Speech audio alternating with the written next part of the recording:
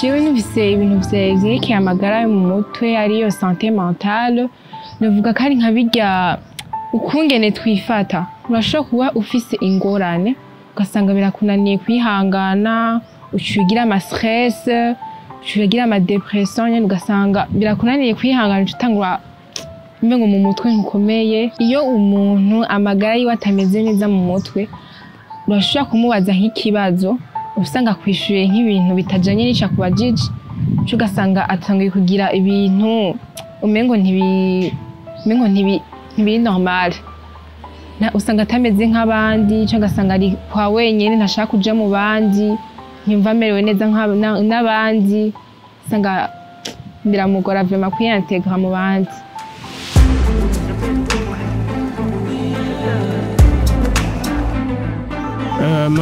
Muri iyo magazine ya Jimbere natawe yuko santé mentale ari indwara ijanye n'imihunganano yo mu mutwe, ikaba ifata abantu baciye mu ngorane zimwe n'izi nk'ingwano, urupfu rw'umubanyi canke umuntu ari hafi yiwe, canke ku bijanye n'ibintu vy'ama accident, bikaba bimubabaje gose. Ukasanga mu minsi iza uhasanga ivyo bintu nyene biguma bimushikira ari byo biguma biza mu mutwe, ukasanga na comportement yiwe ituma atagenda neza. Aha kw'ishuri acu kuri Saint Esprit narabonye umuntu umwe yakunda kuvyerekana, yarekana ama comportement. Iyo acerewe kw'ishuri yavuga ngo abarindiriye ngo mutima mweranda amuvyure. Iyo umwigisha amubajije kubera iki wacerewe kw'ishuri, akaguma amuraba ntamwishure, akaca agenda kwicara umengo yagawe umwigisha kandi ari problème mentale yari afise. Mu ruhande rw'iwanje ico nomufasha kugira bigende neza, noza ndamwegera kenshi na kenshi, nkamuba hafi. Nk'ubu iyo agiye ahantu nkambwira eske turashobora kujana kugira tuganire. Nk'ubu iyo mbonye umengo kwiga yuko biramugora, nkamubaza ndashobora kugufasha kwiga, canke nk'ubu iyo mbonye umengo hari akantu katagenda neza nkamwegera nkamuba hafi.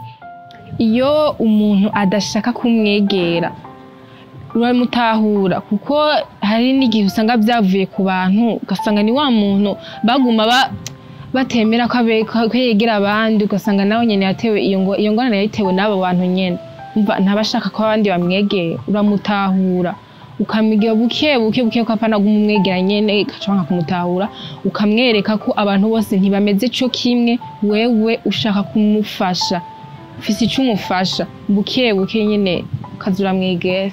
Kw'ishure rya Mutima Mweranda ngaha hari umwana namaze kubona, uwo mwana yaragize ico kibazo, agira kuba batamukunda, agira nuko aba afise ingorane mu muryango, asanga yabuze umuntu mu muryango. Uwo mwana rero ashatangura kugira iryo hungabana ryo mu mutwe, baratangura baramwanka, ariko vraiment ndamuraba ngati kuki batamutahura, abantu nibatahura kuki ndamwegera, ndamutahura, ndamwitaho, ari nk'ivyo adatahura, kuko mw'ishure ntiyatahura gose. Usanga mw'ishure datahura kenshi, iyo utahura ikintu canke uciye ubwenge bashobora gukunda ukuntu. Donc nkamwegera nkamusigurira, kuba ntiyaronka n'uwumusigurira, nkamwitaho, tukagendana tukaganira, akambwira ingorane afise, nkaraba ico ndamufashije. Ego.